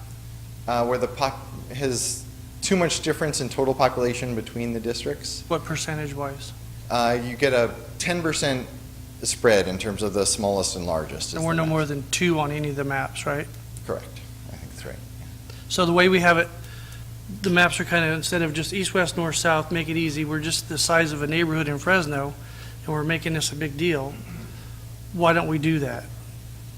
Because you get too large of a population imbalance in the lines. Because I looked at the map, some of them go way down, I think it was District 2, goes from almost Winton all the way down to Highway 99, like a long, skinny slice. That seems odd. Well, and this is our process, and the way we approach this is really, it's our job, we know the numbers and the data, and it's our job to make sure we show you legal maps. And then what makes sense in terms of, for the communities and neighborhoods, you certainly know a lot better than we do. And so I'm trying to give you a range of options. I often say if one of the options doesn't make you say, are you crazy, I probably haven't given you a wide enough range of options. Okay, those are my questions, Mayor. Okay. Mr. Vineyard? Yeah, I'm just going to put my input on this. Just looking at the three, the green, orange, and yellow, and looking at the ideal total population for each area and the voter turnout, to me, the orange is about the closest in all 4 districts that we have. I mean, there's little variations in the other ones, but population and total voter turnout, to me, those come pretty close, equal across the board for the most part.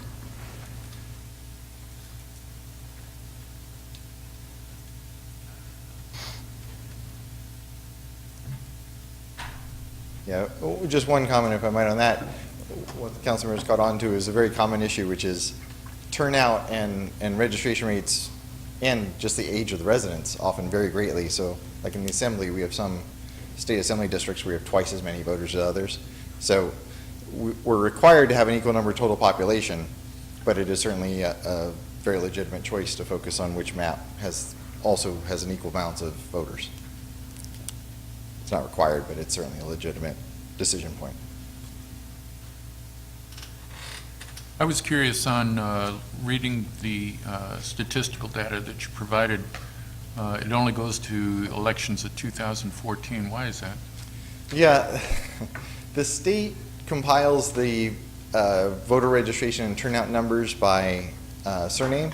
They collect all the lists from all 58 counties, and then they run the surname lists and get the numbers, and they're really slow. So they are just now finishing the 2016 numbers. So we don't get them until the state releases the files of those. So Well, in the next couple of weeks, we should have them.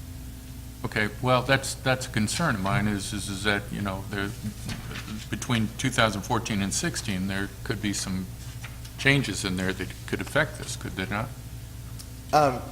Yes, and that's actually why we include the 2012, so that you have a presidential election for comparison.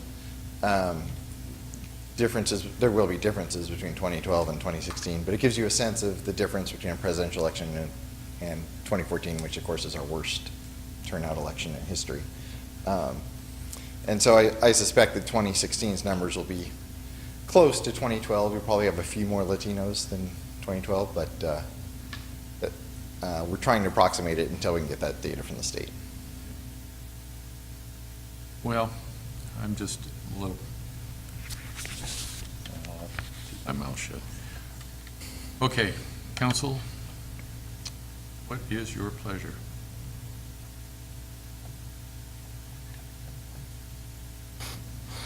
Crickets.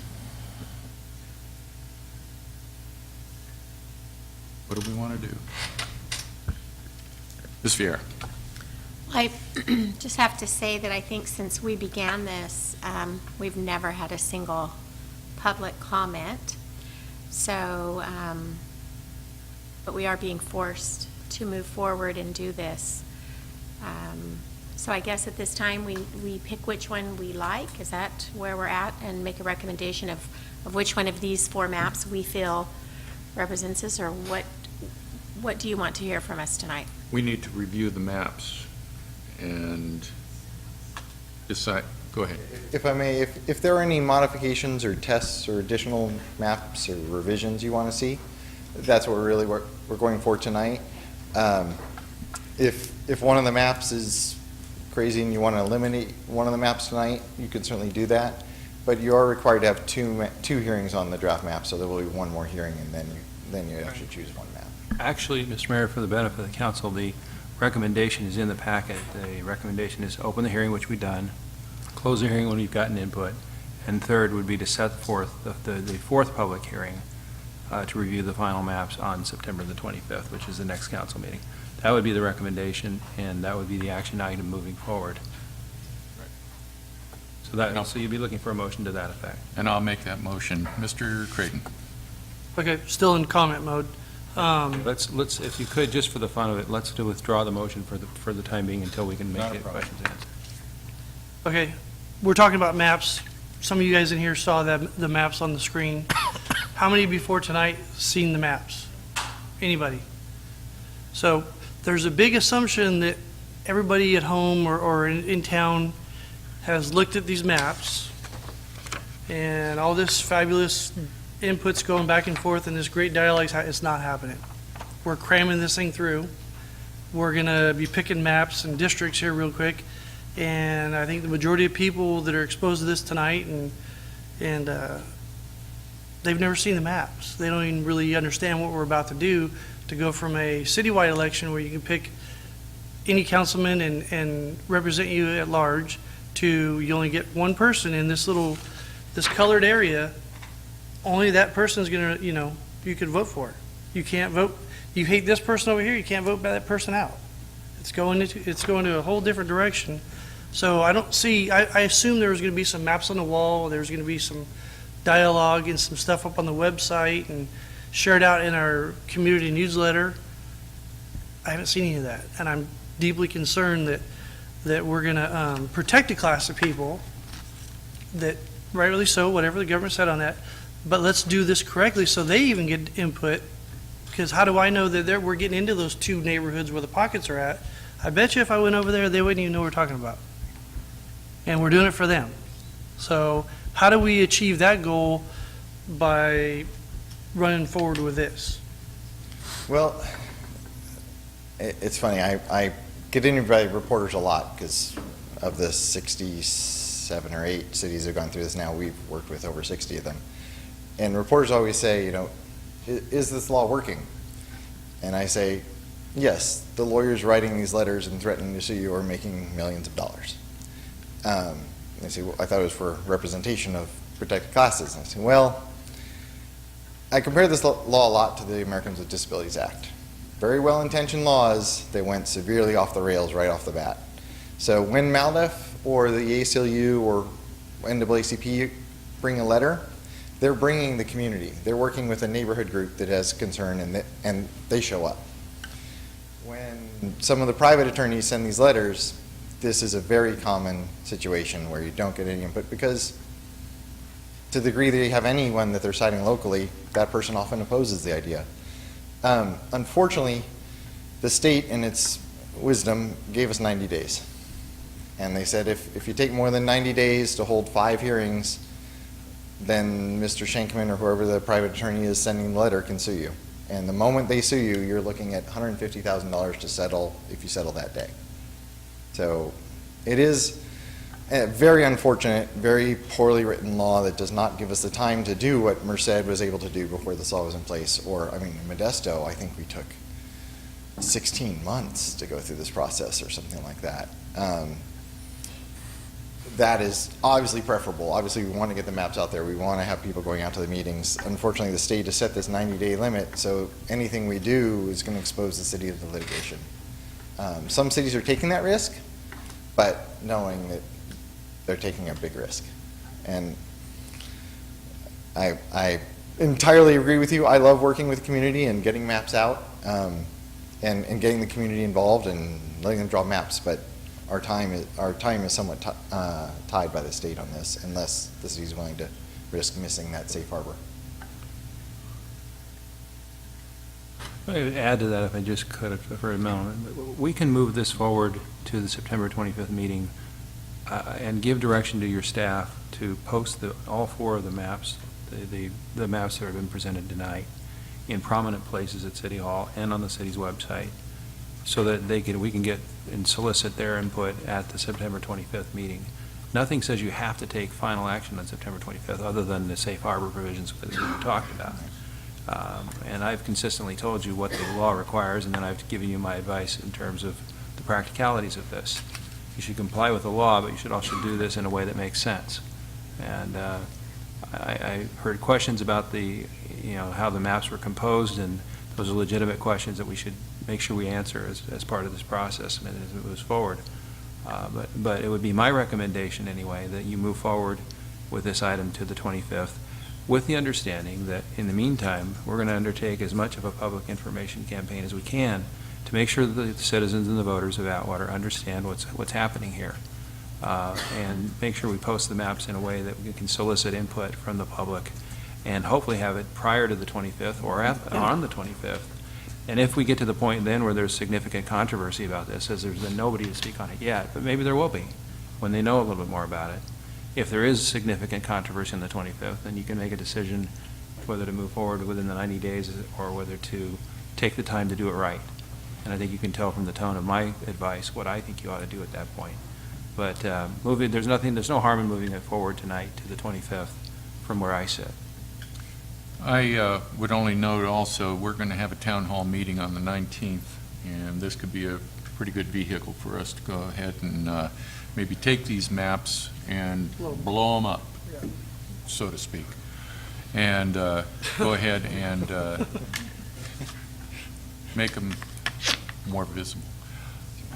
My question is, could you give a definition? I don't care who answers this, but somebody give a definition to protected class. Sure. So this is a term that the California law is just borrowing from the federal law, and there are really 2 definitions. Essentially, Latinos, Asian Americans, African Americans, and Native Americans qualify as protected class by default. Who are we protecting here? So in terms of districting and redistricting under the law, you're really talking about a group. It has to be one of those groups that's large enough to make a significant impact on a district.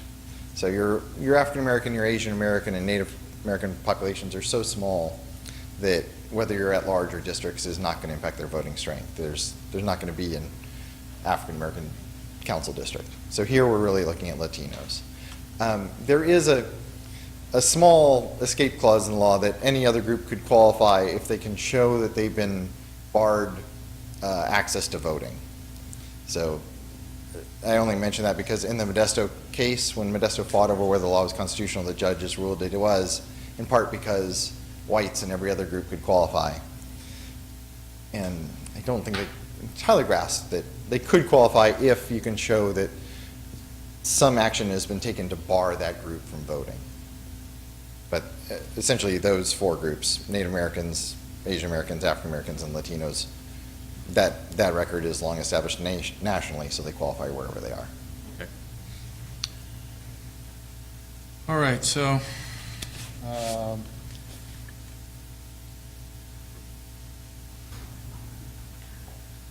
with that in mind,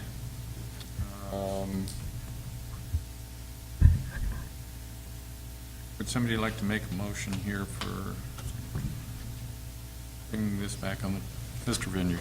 Yeah, I'll make a motion to move this to the September 25th meeting with the stipulation that it also be addressed at the town hall meeting on the 19th, as well as maps and other items of information be placed in City Hall and in other areas designated by the staff. I'll second that.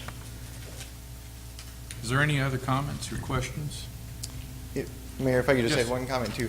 One thing we find is that the usual city email lists of people that care about police and potholes and those kinds of things often are not the ones that are most interested in elections.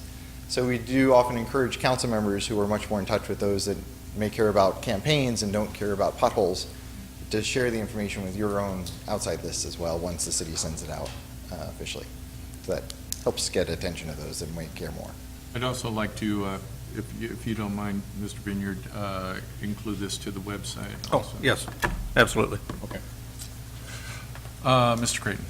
Okay, also, Mr. Vinny was saying, the website, I don't know if we need to go through each one, but the civic organization should be provided a map in some shape, way, or form, and also a outreach to the school districts, that maybe they can inform the parents somehow, to be involved. This is a good opportunity for people in the community to be reached, like you're saying, not the traditional pothole people, but maybe reach out to the schools and everything. So if the staff could communicate to the superintendents of the schools and share it with them if they're interested, we can provide the information and they can disseminate it from there. And also the civic organizations, I think they should all be share the information also. Yep. Okay. That's in conjunction with Councilman Vineyard's. Yep. Okay. Are there any other comments or questions? If not, I'll call for the question. Is there anybody? I'm sorry, we lost Mr. Heyer here. Okay, I'm sorry, I was on the sidebar there. Mr. Heiler, the city clerk had to leave because of an emergency, so we have a motion at this point, do we? And we have a second. Motion by Vineyard, second by Price. Okay. All right, so motion by Vineyard, second by Price. Could we read the motion back, please? You're making life tough for Mr. Terpstra here. That's confusing. Just want to make sure we're clear on direction given. Kim can read it back. Maybe. So we're going back to the staff's recommendation, motion to set the public hearing date to review the final maps, creating the voting district maps for district-based city council or council member elections from Monday, September 25th, and to distribute the maps citywide, however staff deems necessary, on the website, and to talk about it at the town hall meeting on the 19th. Civic organizations as well as the school districts. And posted at City Hall. And Posted at City Hall. With that, I'll just jump in and be Mr. Heiler for a minute now. Okay. And 25 years of being a city attorney, I've never done this before, so watch, this is going to be cool. Okay. All right. Roll call. Council members Vineyard? Yes. Councilmember Creighton? Yes. Mayor Price? Yes. Yes. Councilmember Vieira and Councilmember Raymond? No. It goes 4-1, motion passes 4-1. Okay. The next Thank you item. very much. Thank you to the consultant, yes. The next item is item, still numbered 18, waiving the first reading and introducing ordinance number CS 5987, amending Chapter 3.04 Purchasing System. I noticed in the description that where we would also be adopting the resolution approving the revisions to the purchasing policy, but that will be deferred to a later meeting. So tonight, we have only the agenda item, which is the introduction of the ordinance. The ordinance was needed to be revised in order to be consistent with state law and to be updated based on changes in state law. So the ordinance itself is relatively routine. I will be available to answer any questions that the council has about the ordinance itself, but it is here with a recommendation from your staff for first reading and introduction.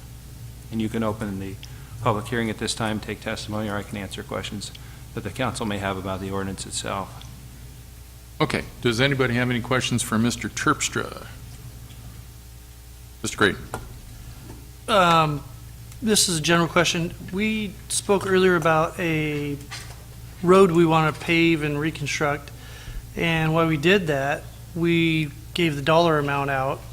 So now we're going to call for bids on that, and the contractors already know the gross dollar amount, so how do we stop shooting ourselves in the foot on these public works projects and things like that? Because we talked about the $89,000 or $83,000, and if I'm a contractor out there waiting to do some work, I already know where the city's at financially, so I'm going to be right around there. That's kind of a, how do we avoid that? Actually, let me respond to that. Under state statutes for capital projects, an engineer's report is supposed to be a part of the report to the city council. It's an estimate. It's not a precise number. So I'm not sure that you have a way around that one. But it is simply a estimate when you're proposing a road. And you have to have the funds budgeted, so. But normally we would talk about the road, we wouldn't do the engineer's estimate right up front like that, would we? Don't always have to, but Okay. a lot of councils want to hear what the engineer's estimate is to make sure that the amount of funds that you have budgeted, in fact, will cover the cost of the road. Okay. Until we have a CIP program in place that Yeah. would probably better address that. And the other is that if you don't have the funds budgeted in it, at least to the engineer's estimate, you really should not be out bidding a project. Okay. Okay. Mr. Raymond, did you have a question? I've had a couple of them, but give me time. Okay. Are there any other questions or comments at this time? This is a public hearing. We'll open the public hearing. Anyone who has any comments to this particular item, please step forward to the podium, state your name for the record. And seeing none, close the public hearing, bring it back to the council. Mr. Raymond. So $10,000 is the max that someone can spend without council approval? Is that what I'm seeing here? City manager's Send me to a section if you could, just to help me out. Actually, I believe that it purchases over $25,001, although there's some additional provisions in the manual that are going to have to be, that kind of, we need to make sure square up with the purchasing ordinance. Under the provisions for consultant services, if it's over $10,000, then it requires that the city council either have a committee of yourselves or another committee or staff committee, depends on what you want, but for each particular item. But that's the process. So it's different for supplies, services, and equipment, And professional. as opposed to professional services. I was just thinking, if we're that cash strapped, shouldn't we have more oversight as a council when it comes to those larger purchases? Or just spending? It really is up to the council as to how much effort you want to place in that, but if you've already budgeted the funds, I think you need to give the staff at least the flexibility to go forward with projects. I mean, obviously, if it's budgeted and we know that we're going to have a professional services contract that we all agree we need, we're probably going to want to have the staff review that. A lot of professional services contracts aren't under $10,000. They're usually 25 or more. So you're going to automatically get that back to the council. Thank you.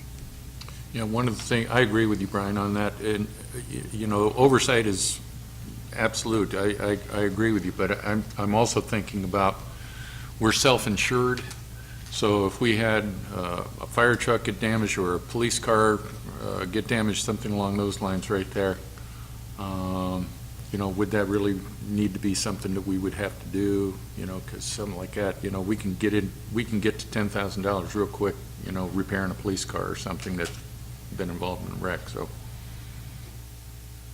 I agree with you, but I think there's going to be those exceptions to the rule sometimes. Okay, so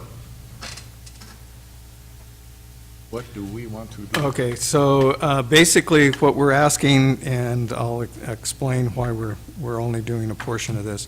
We do want you to waive the first reading and introduce ordinance number CS 987 that amends Chapter 3.04 of the purchasing system. However, we should not include the adoption of resolution number 298517 approving the revisions to the city of Atwater purchasing system manual.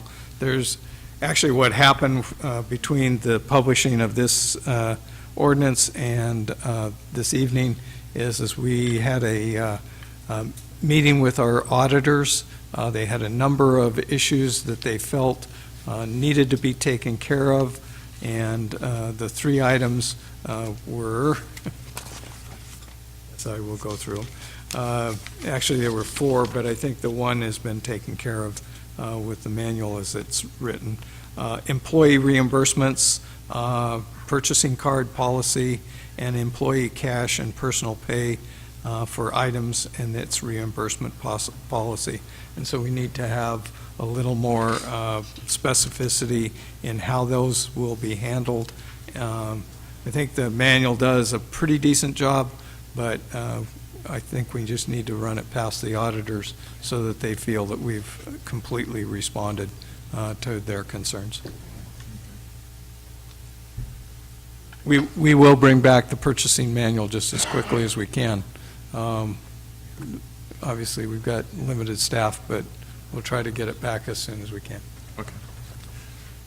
Mr. Vineyard? Yeah, one, can you repeat those three that they're concerned about? The three that they were concerned about is employee reimbursements, Okay.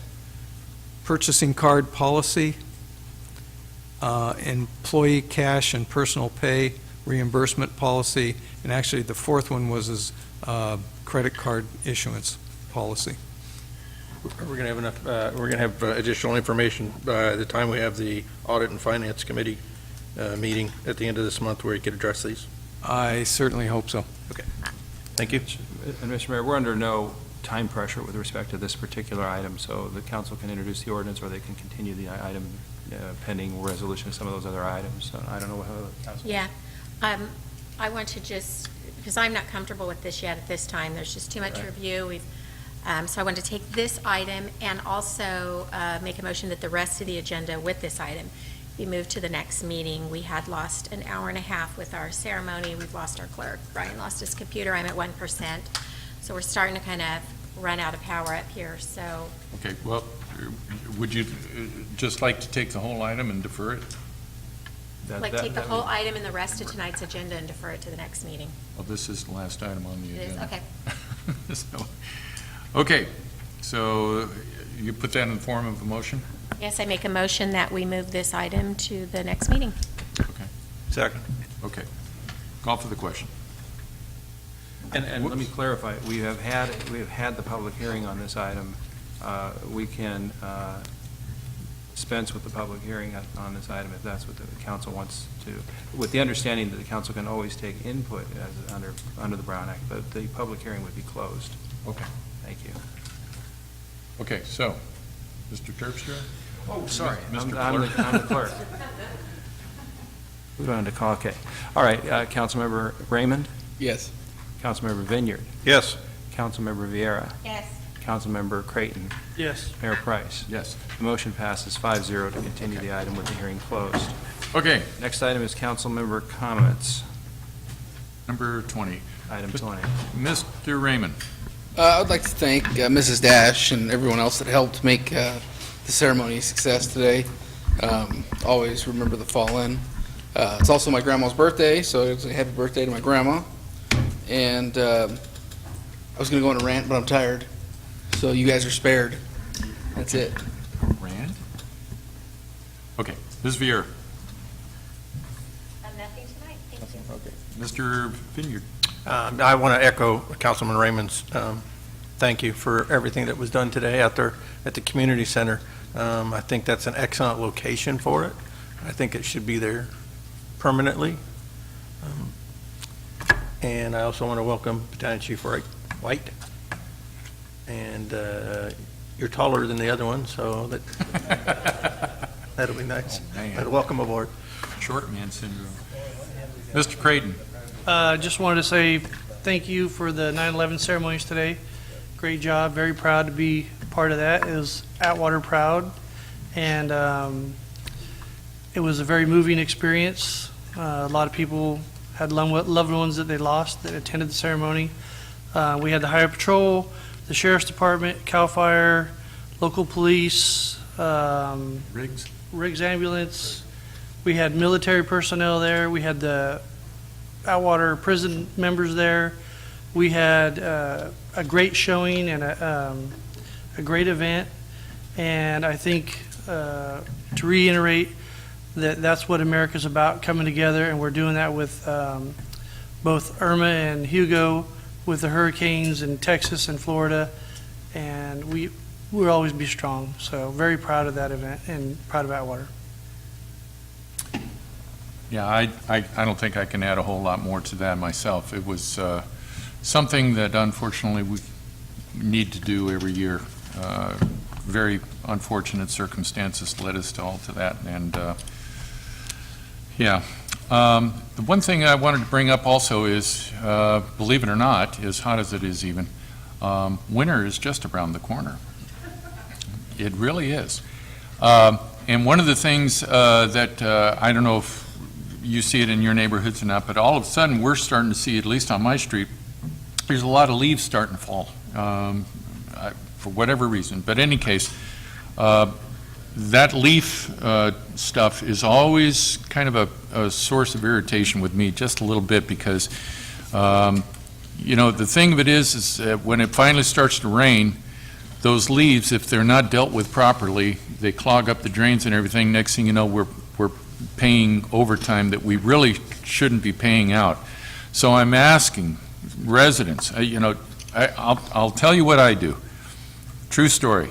I take those leaves that I have on my own yard, I take a blower and put them into the street and then blow them against the curb, and I do one of two things. I either take my lawnmower and roll right over the top of them because it sucks it right up, or I'll just take a broom and push them all into one pile and throw them into the green can, one way or the other. If everybody would try to do that in front of their own residences there, that'd be great, and it helps, you know, in between, because I've seen people that have taken the leaves and then they blow them into the street, and now they're our problem. You know, they're the city's problem. And the thing of it is that we tell them, don't make piles too high and all this kind of stuff. And I see piles sometimes that are, you know, 20 inches tall. And the street sweeper cannot pick those up. And there's twigs and things like that. They'll make a pile, say, for example, on a Wednesday, and they may not have their sweeper date until the following Tuesday. So what happens to that pile they just went and put out in the street? So that's my point on that. My, you know, the soapbox I'm standing on is, you got a green barrel, folks. Please utilize your green barrel and stick those leaves into that if you can. I know that not everybody is able to do that physically or whatever, but it does help. And you know, we can't be plugging up the drains. You know, it just causes a lot of problems. So anyhow, with that, I will adjourn the meeting and say thank you. Oh, and I'm sorry, yes. We are adjourning back to closed session and we will be addressing city manager, city employee subject. So thank you at home for watching. Thank you, everyone, for coming here tonight. This meeting is adjourned.